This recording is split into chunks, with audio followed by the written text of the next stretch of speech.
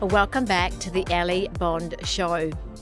Coming in today with me is Dr. Kat Stone. Welcome to the show, Kat. Thank you. I'm really excited to be here.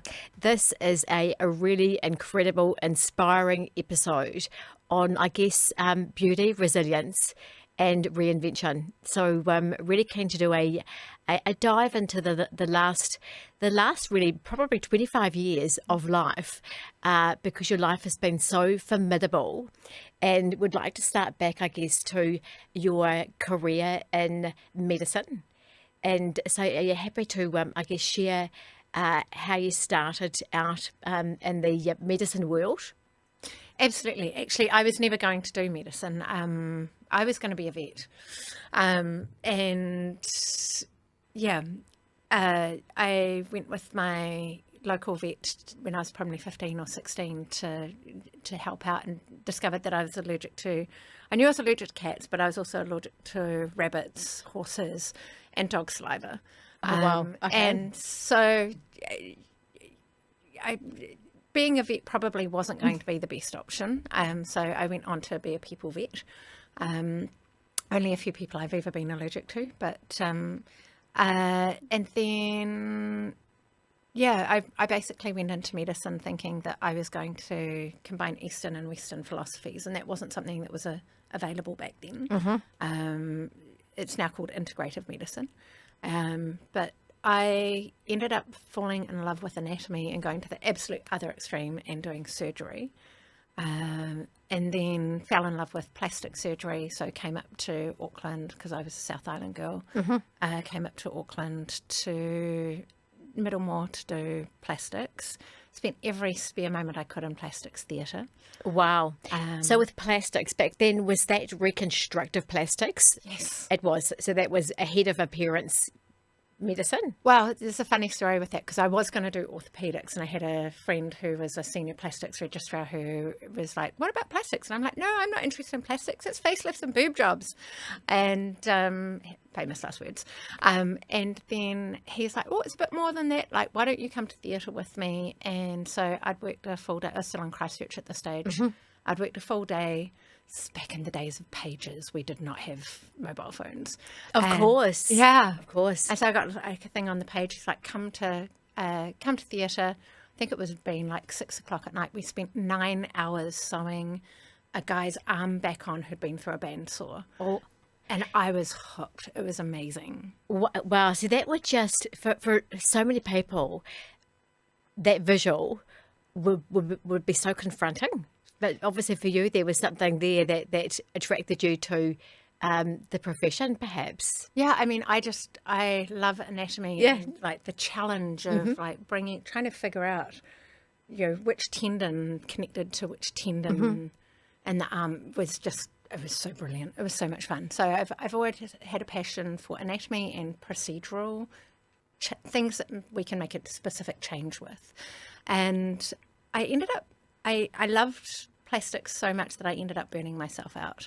And at the same time as I was looking to leave surgery, I had a friend who was at a dinner party, and he was like, babe, you're doing plastics, can you do my Botox for me?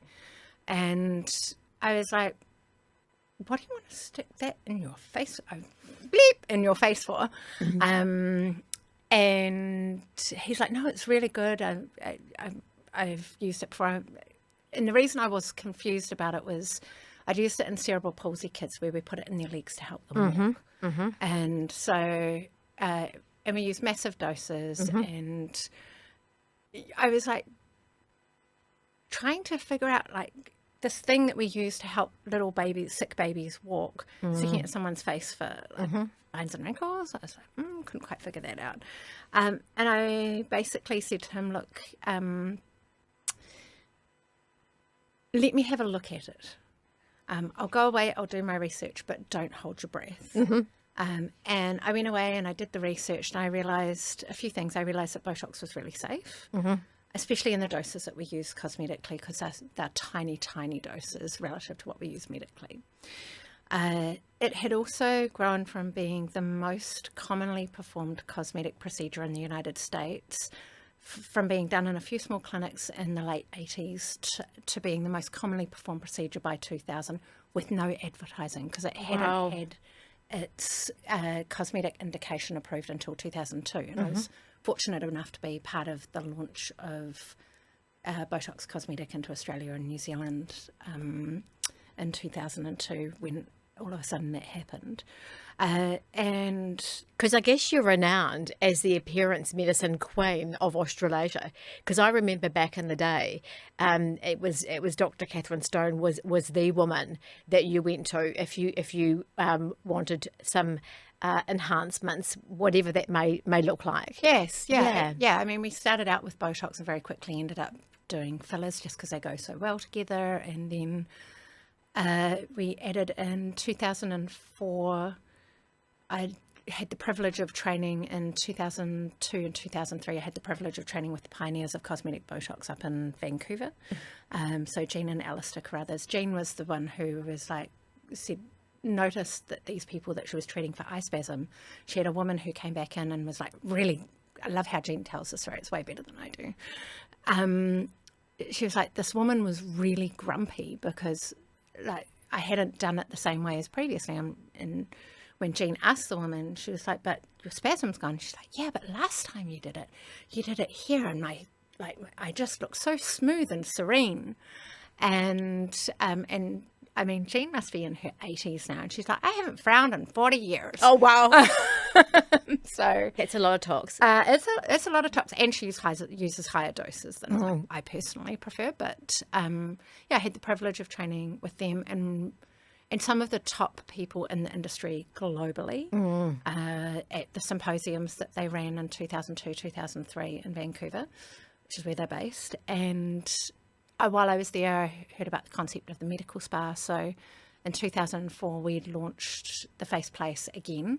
So we started in number 10 Vulcan Lane, level 2, 10 Vulcan Lane. And then we moved a whole 3 doors down to number 4, level 2, 4 Vulcan Lane, as New Zealand's first medical spa, which was as named. I'm sure there were people who had a similar concept, but we actually did it specifically and brought in the skin side of things because skin and injectables just go so well together. So it's like bread and butter. So that's actually when I met you. I met you when the Albany clinic first opened, and I think we referenced this before. Yeah. Would have been 2004, 5-ish. Oh, so Albany we opened in 2006, I think. Okay, so that would have been 2006, and I remember going over and having this hesitation because I was dating a much older guy at the time, and he was really against. He was 53 and I was 35, and he was really against any type of Botox or filler per se, and he'd taken me to lunch to Prego on purpose to introduce me to his male friend, which had Botox and had a droopy eye, and I was quite worried about whether I would indeed end up with a wonky eye myself. I'll never forget your presence though, because you made me feel so comfortable, and there was like obviously the information sheet that I remember having to fill in, and the disclaimers of course when you're watching or doing this for the first time, you have that apprehension of what if it does go wrong, but there was just a way about you that was caring and nurturing, and never left there feeling anything other than invigorated. And for me, it always took about 10 days. Is that right? For it to have optimum results? Usually I'm normally 12 to 14 days. Okay. Some lucky people it starts working in 2 to 3 days, but we tell people 2 weeks before it's all settled in, and occasionally we'll tweak. So I'd rather use lower doses more frequently. And we'll sometimes tweak a little bit just to get it. Like there's a real balance. Anybody can just freeze someone's face by throwing a heap of tox in there. But you do run a much higher risk then of things like droopy eyelids and looking weird. It's a much harder art to find that balance between softening out the lines but still having natural movement in the face. And so, yeah, like we will occasionally do like little top-up tweaks just to get it just right.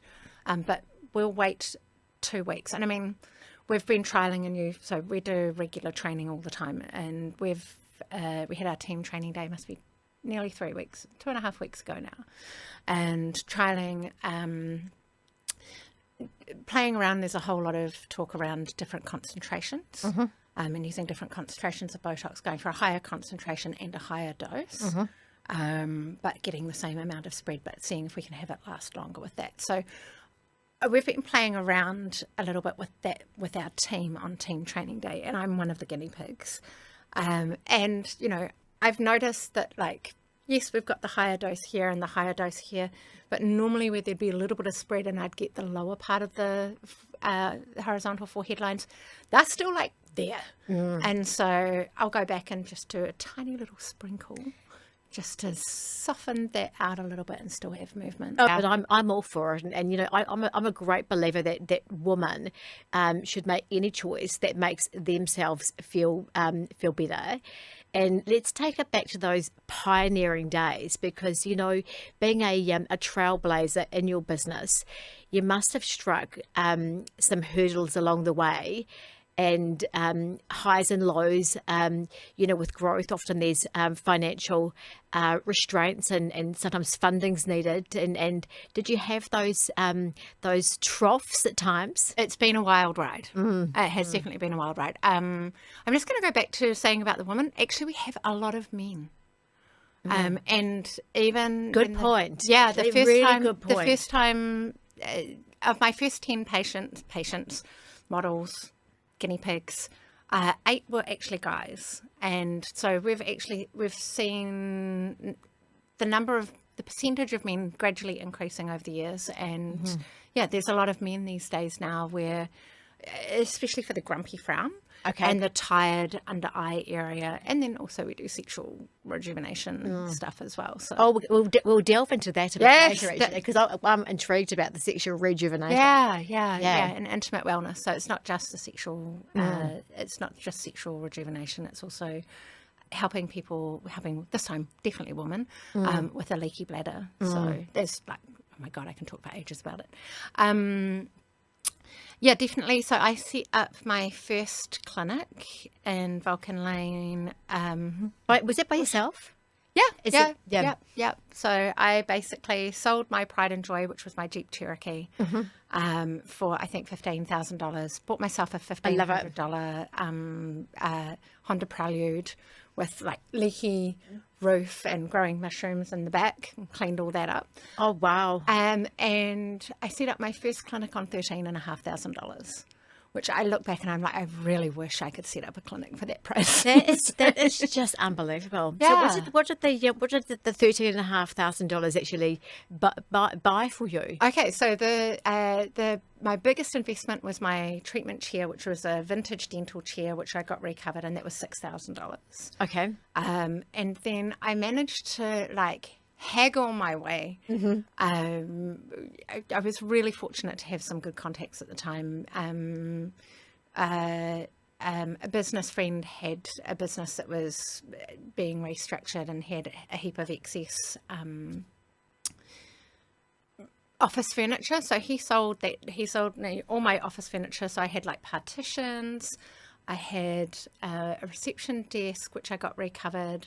I had a massive big like, you know, those really big executive desks in wood. So I covered that in green leather, covered the office chairs in green leather, covered the front of the reception desk in green leather, and then got the same guy who was doing all the re-leathering stuff. I got him to make me a big fluffy couch, so suede couch, brown suede couch, a big fluffy black fluffy couch, and then a cow ottoman. Yes. A cowskin ottoman. And I think I paid like $1,500 for all of that. And wow. I just had a little sign that said made by blah, blah, blah, blah, blah.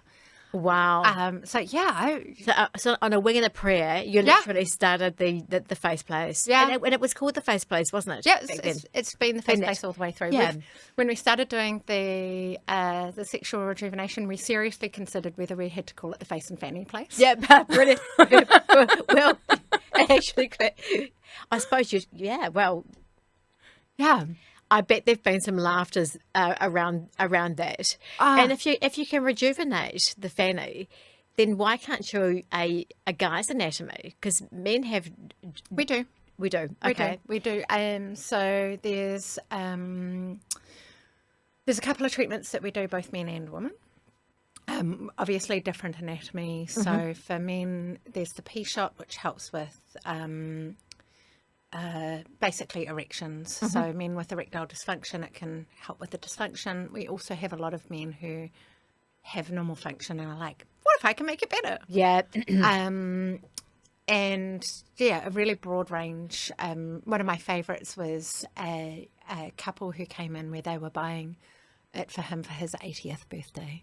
Oh, how fabulous. I know. I think that's absolutely wonderful. I'm like, how cool. It's something that benefits both of them. Totally. And then the O-shot we use for women, and that helps with sensation, lubrication, because postmenopausal. I was going to ask you about that in terms of like the ages and stages of women's life, premenopause, post, and treatments that suit. Yeah, I mean, area. we also, there's 20 and 21-year-olds that we're using the O-shot for, so it helps with orgasm. So there's a significant proportion of women who have never had an orgasm, which I find really sad. Likewise. Yeah, and sometimes it's a functional thing. So we can help in that instance. So sensation, lubrication, painful sex, so especially postmenopausal with atrophy, but also I've also treated a couple of women with vaginal mesh pain successfully, where we've brought their pain down from like a 9 out of 10 to a 3 to 4 out of 10. So what is vaginal mesh? Vaginal mesh was used quite significantly. There was a big furore about it about 10 years ago, because there were a lot of women with who they basically use the mesh when they do repairs, prolapse repairs, and for leaky bladder.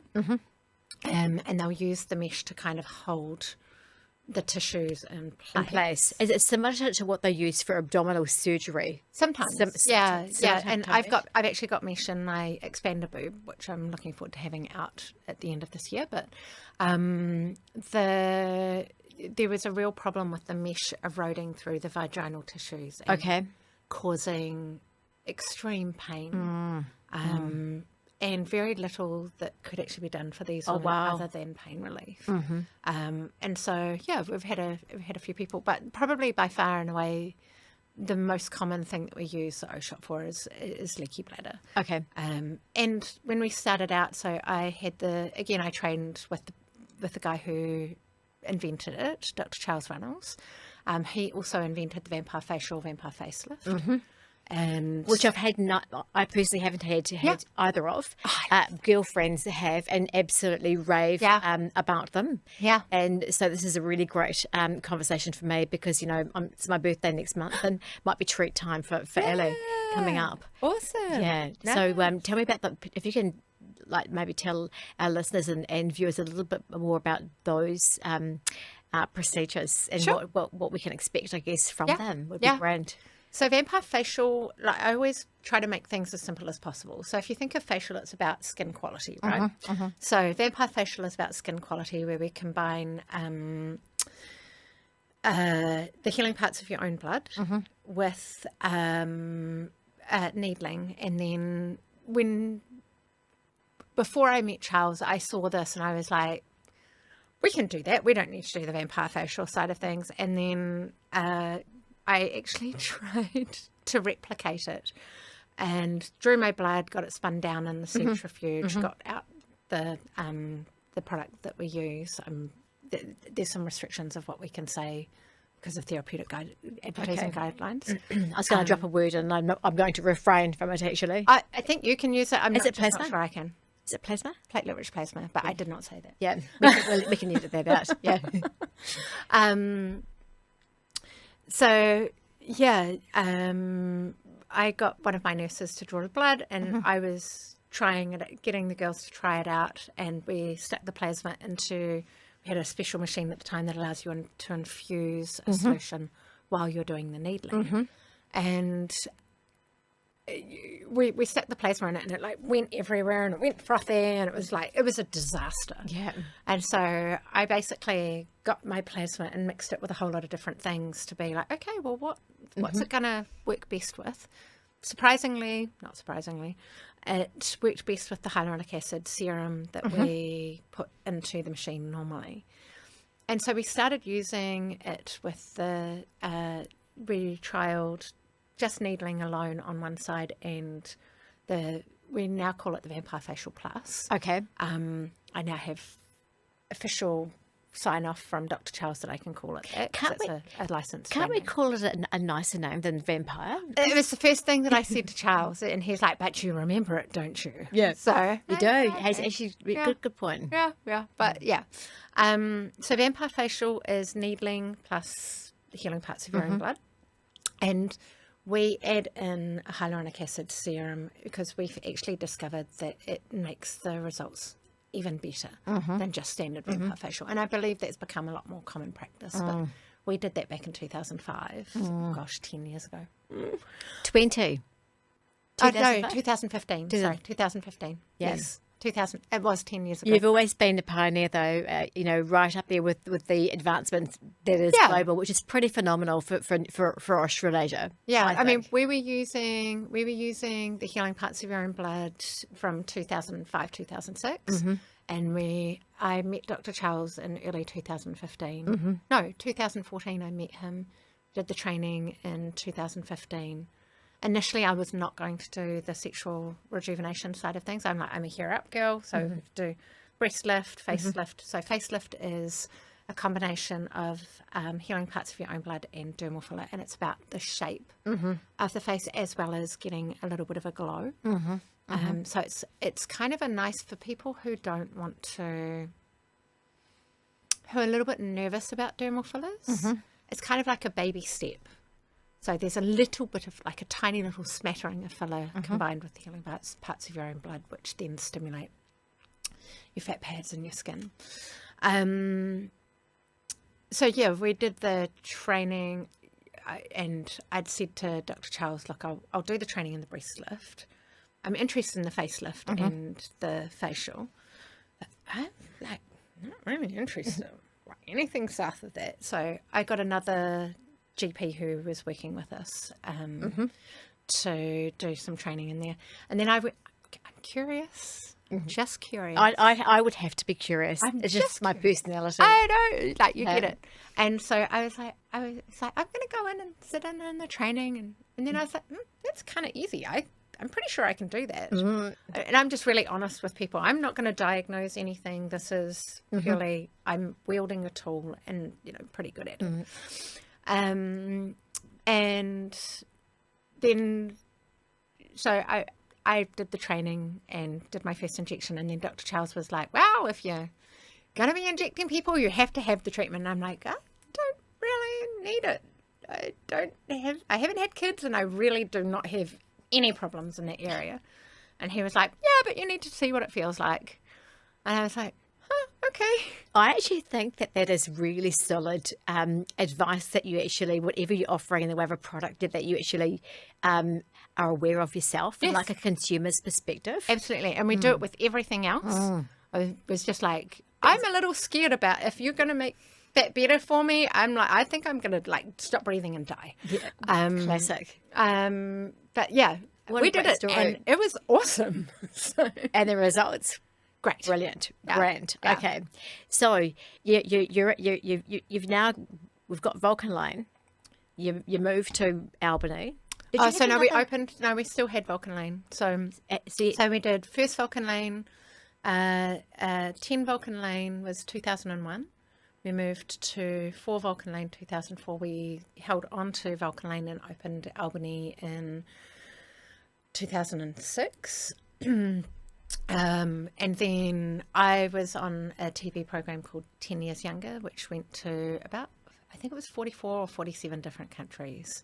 So I was thinking I was pretty hot shit. So what year was that TV? I remember 10 Years Younger, but I can't actually remember was it the 10 years? Was it in New Zealand? There was a New Zealand Version. edition, and my claim to fame is that we actually, for one of the episodes, I think we were either the first or second highest rated TV program in the primetime slot. So we were up against like the news. Wow. But I'm not surprised because of the I guess, you know, we are women that want to take care of ourselves, and that program has been a global success too, hasn't it, in other countries? And the New Zealand version was actually really popular globally because it's a little kinder. Yes. We had Fiona McDonald as the MC, and she was just wonderful, and we had a wonderful team, and like we literally, all of us cried at just about every reveal because just seeing someone who had not taken the time to look after and care for themselves, have that 10 days, have a massive transformation, look in the mirror and be like, oh my God, I never knew it could be like that. I loved it. It was so much fun. Is most of that, do you think, economically derived, where the finances just aren't there for a woman to be able to invest in her? Do you think it's time? Do you think it's a combination of those things? I think for some people it's just not a priority. For some people, definitely financial considerations there. But you know, you can also, there's simple things that you can do that don't cost that much and still look after yourself. And yeah, I think for a lot of people it was just life. Their focus was on other things in life. So you're on the show, things are going really well. Yes. And then when did you hit a hurdle in business? Was there a moment where you thought, am I going to make it in business? That things are so tight and tough, and is it all worth the sweat, the hours? Interestingly, it wasn't the business that did that to me. It was my fiance at the time, and I invested quite aggressively in properties using money that I'd generated from the businesses. Okay. And we bought 23 properties in 24 months. Wow. Yeah. That's not doing things by halves. No, Kate. it wasn't quite on. Like, it was meant to be 10 a year and highly selected. And there were just a few things that went skew with that. And then the global financial crisis hit. Yeah. And I was just working my butt off in the clinic, doing what I loved, and was really focused on that. And I came home one day and we were going to a friend's birthday party, and I was looking in our home office for some sellotape because I never used the home office. And I opened a drawer and I found 8 months worth of unopened bills. Oh, wow. And it was only then that I realised that our property portfolio was in trouble. And yeah, that was a pretty tough journey because I've described it as one Mack truck after another hitting. It resulted in the implosion of my relationship because there was a lot of stuff not worth discussing here, but yeah, and a real sense of betrayal. So yeah, so that's a real ground zero. it was Humbling It period, really I looked, imagine. for probably 2 or 3 years, it looked like I was potentially going to lose everything I'd worked for, which I'm part of a group called Entrepreneurs Organisation, and my forum, which is a group that meets generally about 6 to 10 people that meet on a monthly basis and talk about the top 5 and bottom 5% of what goes on in our businesses and our lives. And it's very peer-led, supportive. And the moderator of our forum called an emergency forum for me because I rang him and I'm like, this is going down and I just don't know what to do. And he was at the emergency forum. It was like, okay, so best case scenario is you sell the properties, you get out, and you might make a little bit of money. The worst case scenario is you lose everything. You go and work for someone else. You work fewer hours. You have better pay, and you don't have the responsibility. I'm like, oh, that actually sounds really good, and that took the fear away for me. And I was able to focus. And I also had a great GM at the time who recognised that I was heading towards burnout, because I was just working so hard to try and keep everything going. So what were these years that this was unfolding over? I would say 2008 was when I discovered. And then there was basically a year of just one thing after another, after the another. Just left field. I did not see that coming. I did not see just hammered on all fronts. And then it probably took, realistically, until I considered myself bounced back. And I mean, I think one of the wonderful things about challenges is it builds resilience. Absolutely. The other thing I've noticed is that after every challenge, it's almost like the universe rewards you, and like life gets even better. And so that's probably started happening around 2014, 2015. So it was a really significant period of time that I was under a lot of stress. 2011 is when my GM recognised that I was heading towards burnout, and she's like, I think you need to go overseas, you need to break away from the clinics. We're just going to make it happen. So I took 3 months off. I did a month in the Americas, visited my mum, did Machu Picchu, went to a couple of conferences, did a month in Europe, and went to a friend's wedding in Moscow, which was amazing. Wow. Did some wonderful travel in Europe, and then did a month in Bali. One of my favourite. Oh my God, that was the first time I'd been to Bali. Yeah. And it holds such a special place in my heart. And I go there, other than lockdown, I've been there at least once a year, usually two or three times a year. It's your go-to. It's my go-to. Although Mexico is turning into that as well, with my mum living there. But which we'll come to. So you've had a lot of highs. And then you've had these moments of struggle and a lot of hardship that you've worked through, and then along comes another 1-2 punch, I guess, in the face, and that's the cancer diagnosis, which was back in around 2020. Yeah, January 2020. So I had the 1-2 cancer COVID. Okay, which is intriguing because my cancer diagnosis was the year later in 2021, and during COVID. Yeah. And I used to joke that, and you shouldn't joke about cancer, but I used to say that if there was a time to have cancer, COVID was a better time because you weren't missing out on a lot of partying or events. Yeah. So it's January 2020. Yeah. And so what alerted you to, I guess, even a diagnosis? Did you find a lump? Was it a normal mammogram? I have found the lump every time. So I am vigilant, a big proponent of learning to self-check, or finding someone to do it for you, which could be more fun. Yeah. And actually, interestingly, it was a boyfriend who first pointed it out to me and was like, "Hey, and that would have been probably November. Have you noticed this?" And I'm like, "Oh yeah, I've had a lump there for a couple of years. I had it checked 2 years ago." And he's like, "Yeah, it kind of feels really hard." And I'd had it biopsied in 2017 or 2018. And it came back as just, overgrowth of tissue, but not cancer.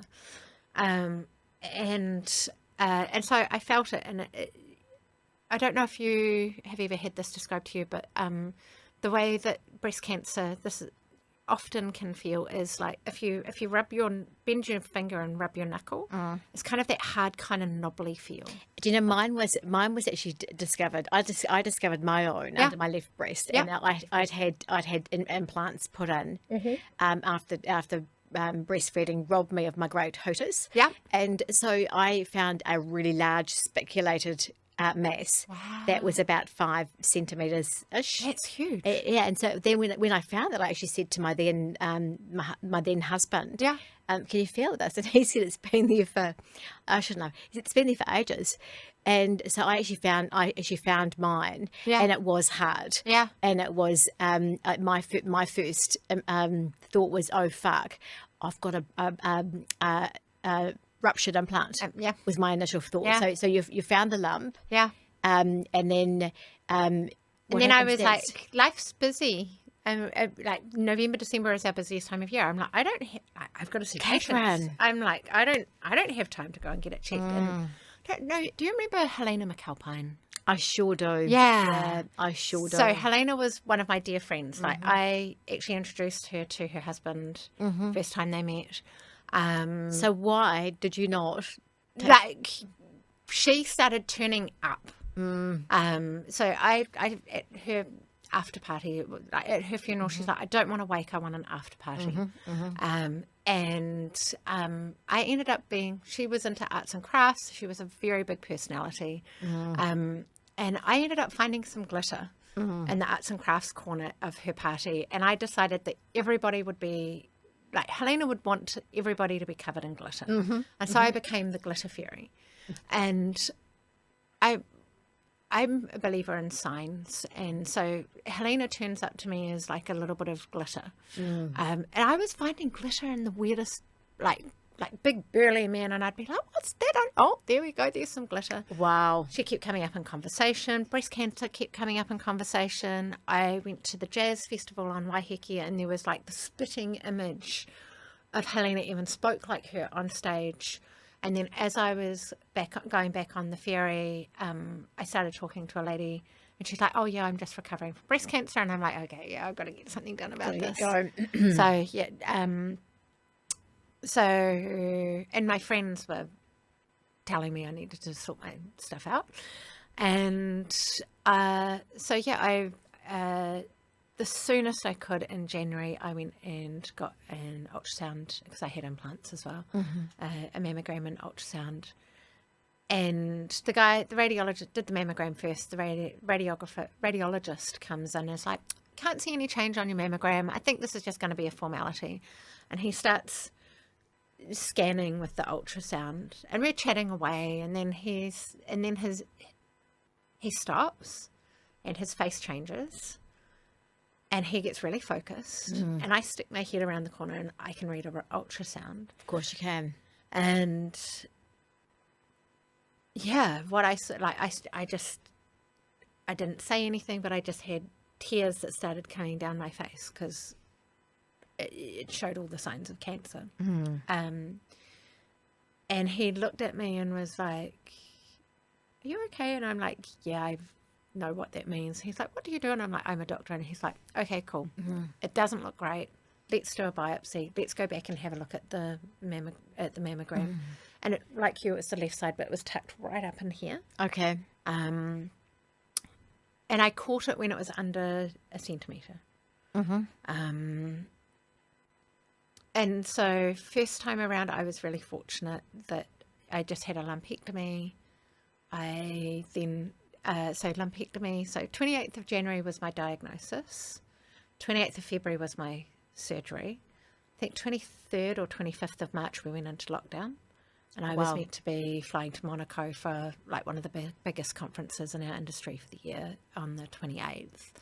And 28th of April I finished my radiotherapy, which I did during lockdown, which was great because I got to drive down Ponsonby Road every day with no traffic. Oh, wow. And go see the same team every day and bounce on in and have someone play with my boobs every day. It was great. Do you know, my initial treatment plan was from the very first meeting, it's a double mastectomy, followed by chemo, followed by radiation. And then I'm not even sure to this day why, but radiation was taken completely off the treatment plan, and I didn't need to actually undergo that. That's wonderful. It was wonderful because I've heard it's actually as, if not more brutal than chemo can actually be. So the people that I talked to, so I had radiotherapy on the side. Sadly, the cancer came back within the area that I had radiotherapy. How quickly did it return? October 2021 is so. So And again, I that- had a 1-2 because I had Yes. like fibroids and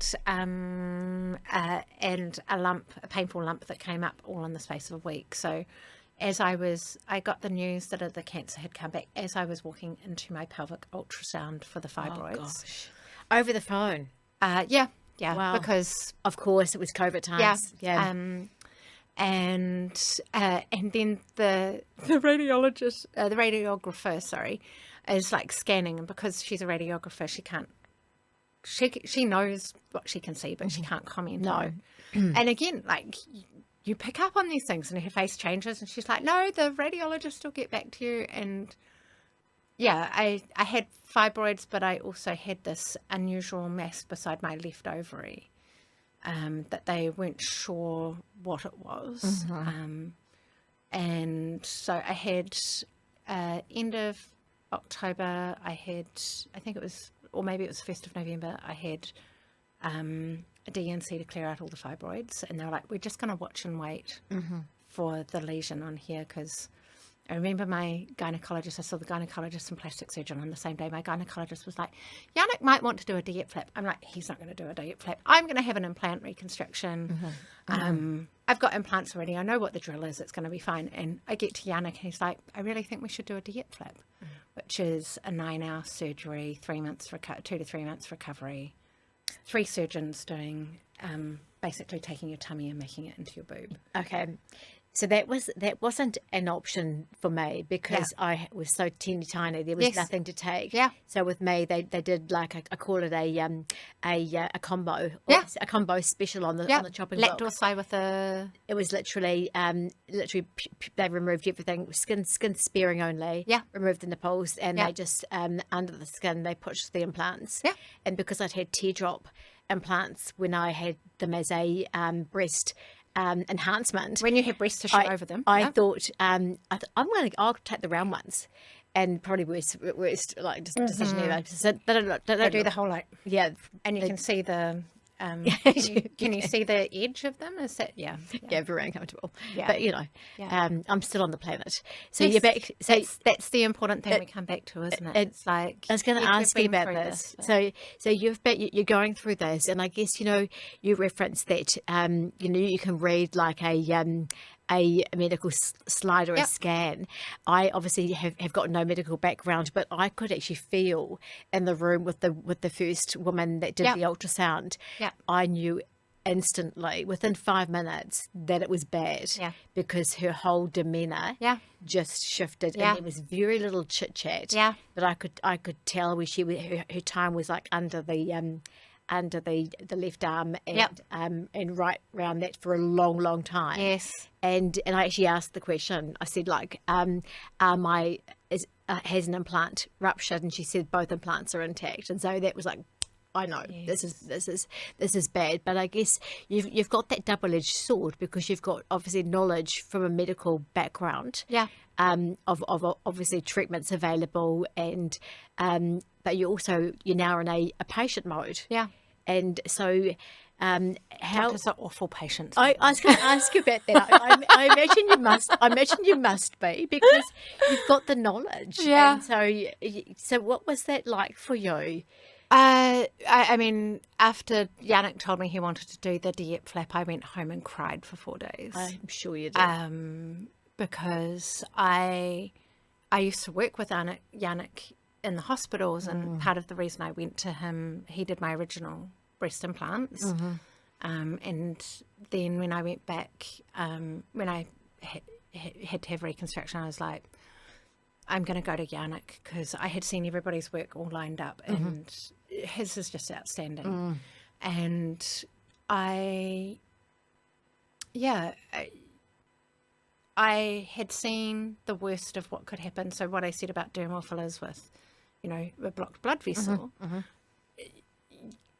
the worst case scenario that can happen with a DIEP flap is that blood vessel, that one single, so DIEP flaps basically, it's called a free flap. So they take the fat and the skin from your tummy on a vein and an artery. Okay. And then they take the breast away, they take it out through the nipple. So it's like a cookie cutter on the nipple, and they do all the surgery. It's quite amazing. Yes. And they reconnect they nibble away at the ribs here to get to the artery and vein. Okay. And they basically chop off the artery and vein and then reconnect it Wow. really quickly to this artery and vein here, so that it keeps the flap alive. One of the biggest risks is that the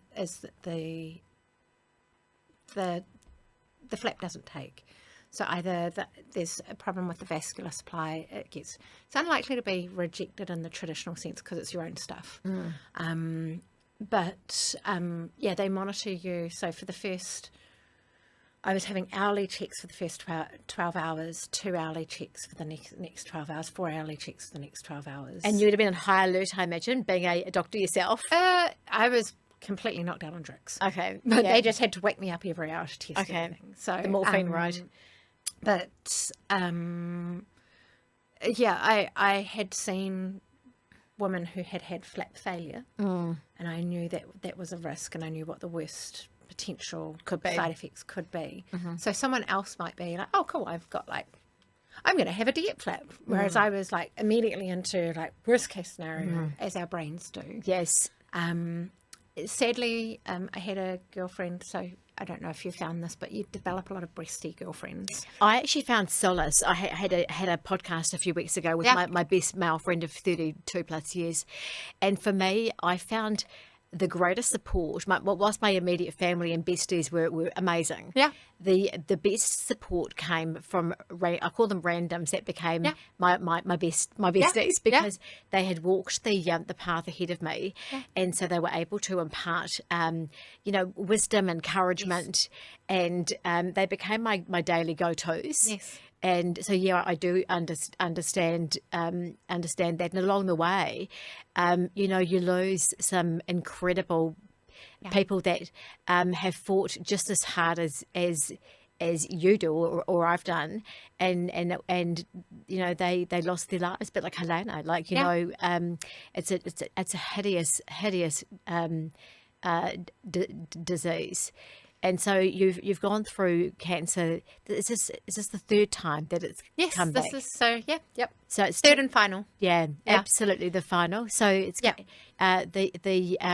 third recurrence. Yes, is that classed as a secondary? No. I've had. In fact, my radiation oncologist was like, I don't think I've met someone who's had. Not only did I have a first primary, a second primary in the same breast. I then, so in middle of last year, I had lost a lot of weight without trying. I went to my GP and was like, can we do cancer markers? She's like, the chance of you having another primary is really low. So we did everything else, which all came back normal. And then probably, I think it was about 10 days before I was flying to the States to then go for 5 weeks, I was going to go to the Galapagos for my 50th birthday, which is a bucket list thing for me. Literally 10 days before I flew out, I found a lump on, so my 2 previous cancers had been on the left side. I found a lump on the right side. And again, interestingly, in almost exactly the same place. Wow.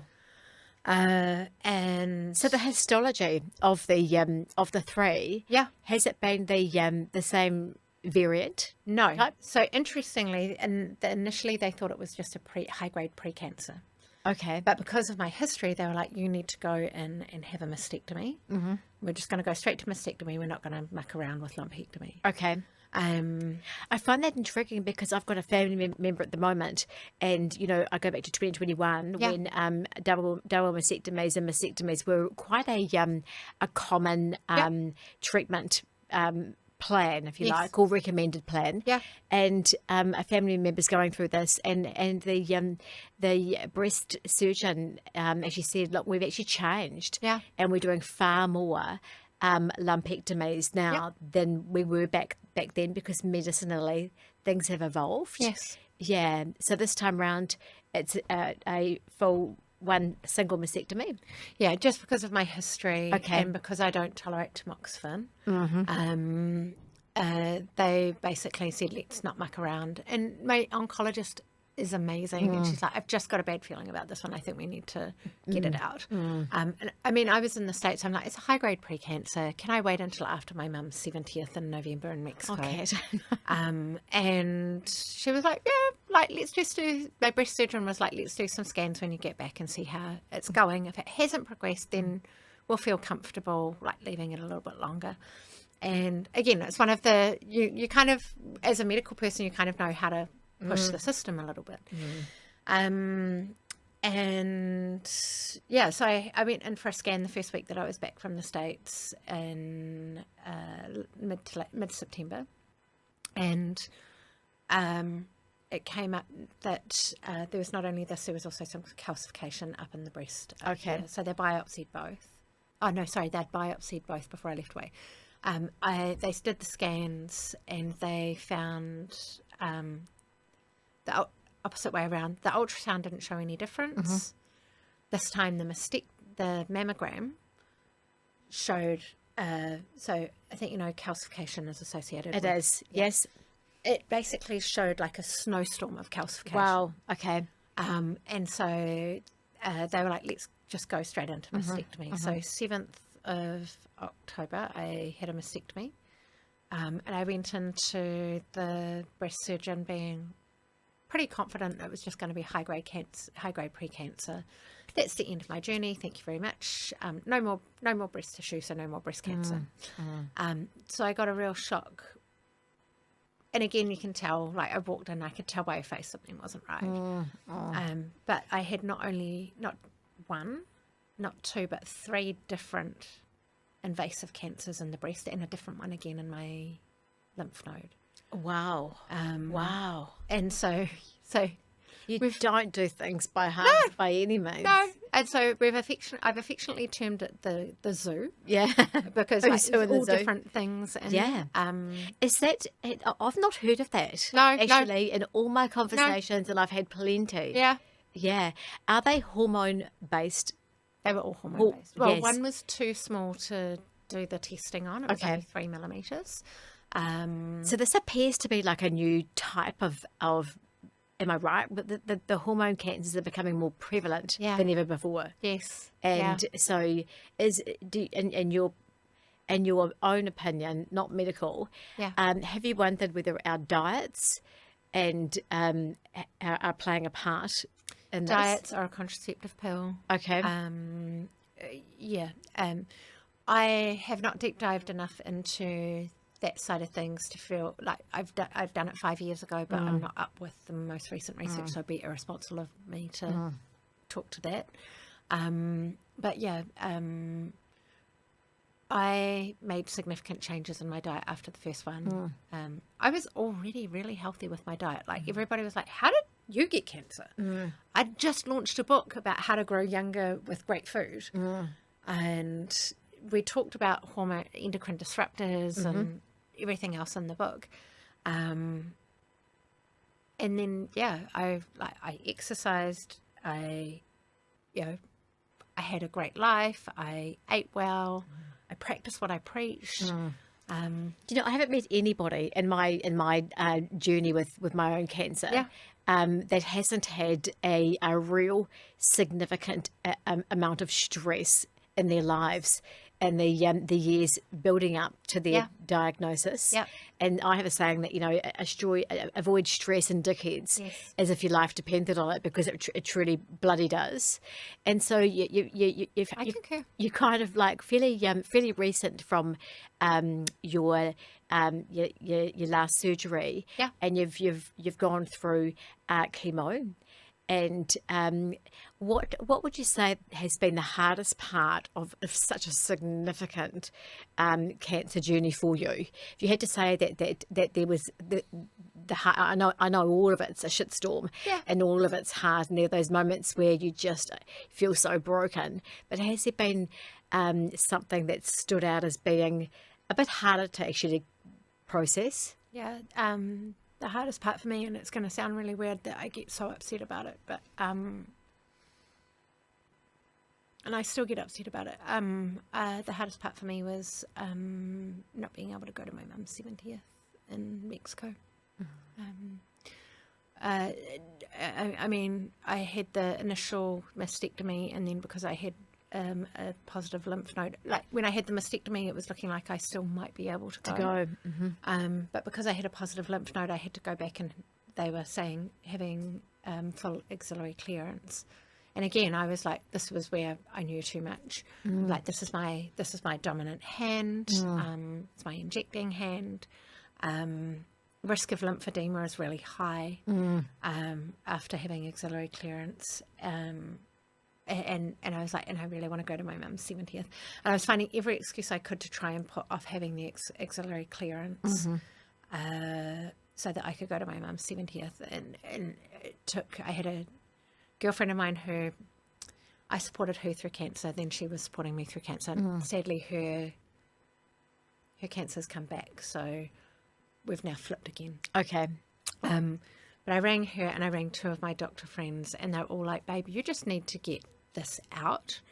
And one of my dear doctor friends, who's so smart, so obvious, but so smart. I think when you first hear the news, it's so overwhelming that even as a doctor, like, when I first heard the news about the invasive cancers, I just sat there and was like, okay, cool. So tell me about this, and what's this, and what's this, and what's this, and what's this. And then as soon as she went out of the room, I just burst into tears.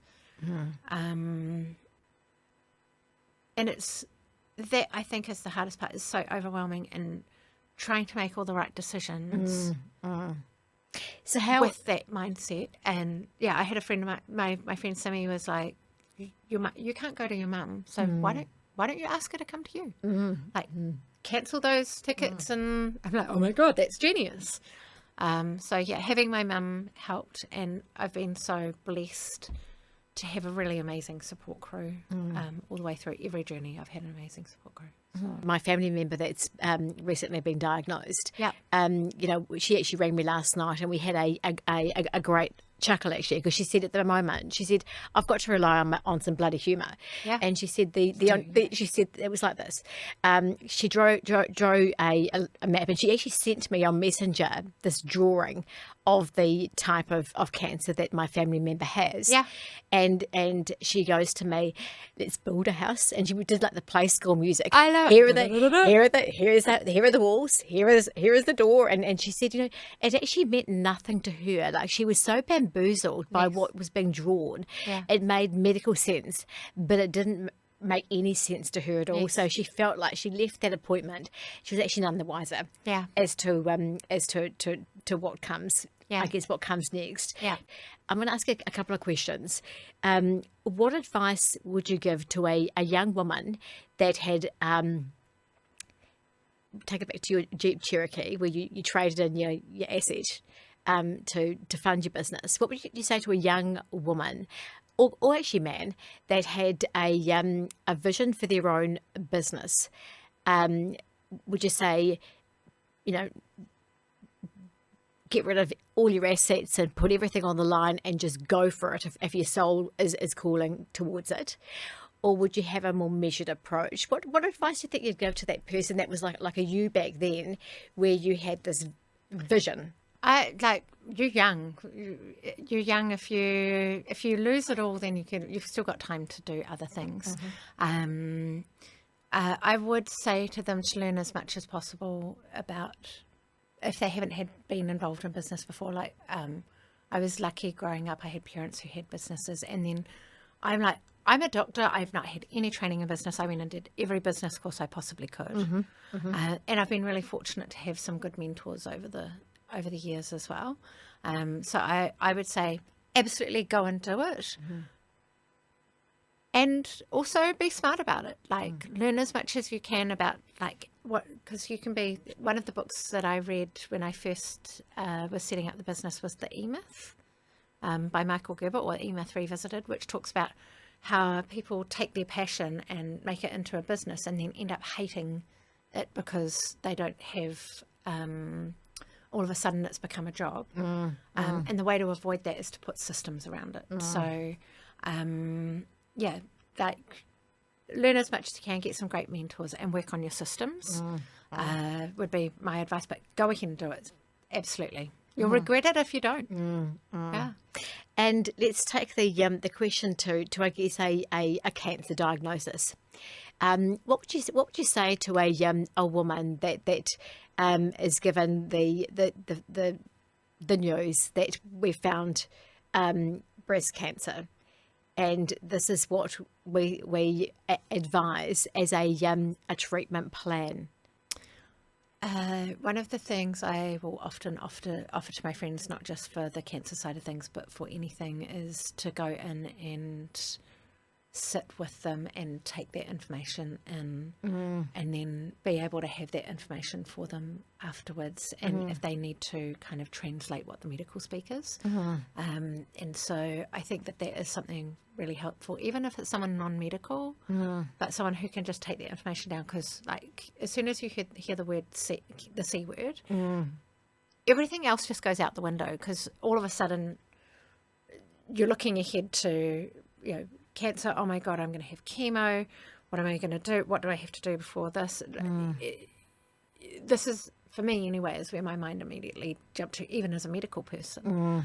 And I have the ability to talk as a peer or a colleague to my medical specialists, which I've got an incredible team. But for most people, it's overwhelming enough hearing the diagnosis. Then trying to take in all of the information afterwards is just too much. So have someone go with you. But what I've also learned is that everybody's journey is different. You're so right there. Everybody's journey is different. There are some people, like my previous general manager, we were her first job after breast cancer, and when she was diagnosed, it was just before Christmas. She didn't want her family to talk about it. She didn't want anybody else to talk about it. She didn't tell anyone. She's like, I want to go out and shoot all the pandas because Mother Nature's, stuffed me up. So I'm going to go and stuff up Mother Nature. She had and yet when I had my diagnosis, she was so incredibly supportive. And there are some people who just don't want to talk about it. They don't want to have other people involved. And we have to respect that. Absolutely. We have to respect that. But, if you have people around that want to support, sometimes I've noticed that there's a lot of A-type personalities who get breast cancer, who we're often very good at giving and not so good at receiving. I'd agree with that. And I really had to learn to receive, and we set up, one of the things I found super helpful was we set up, whoever was like, hey, how can I help? It's like, well, I'm putting a messenger group together. I'm just going to put things in there as I need them. Would you like to be a part of the group? There's no obligation to do anything that's in there. So we set up the group, like when I had the DEP reconstruction, my friends basically just took over and had a spreadsheet of fabulous who's dropping off food, who's like making sure I'm like going stir crazy. Learning to receive help has been a big part. So what's next? What's coming up in the future that you've got planned for Dr. Kat Stone? Well, I fly to Mexico on Monday, and fabulous. I'm going to a medical health retreat called Son of Eve. I've actually been there 18 years ago as a companion for someone who was going through some different health issues. And I was really impressed with it at the time. And I actually did like their wellness program. They did microbiome testing 18 years ago. Wow. I saw my report. I went back and got my reports the other day, and I was flicking through and I'm like, they tested my microbiome 18 years ago. Wow. So they're totally ahead of the curve. So I'm off to Son of Eve. I will do 3 weeks there of very intensive treatments, which are integrative treatments. And this, for me, is the year of permanently cancer-free. So, at the moment, the focus is, I am so fortunate, I'm so blessed. I have a team who have basically just taken over and said, you focus on your health. We've got this.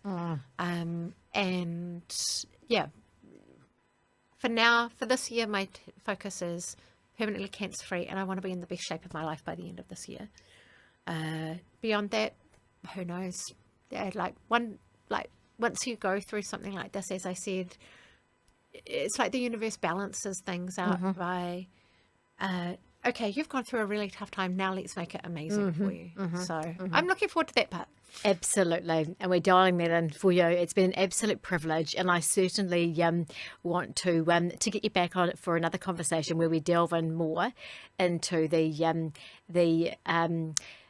sexual...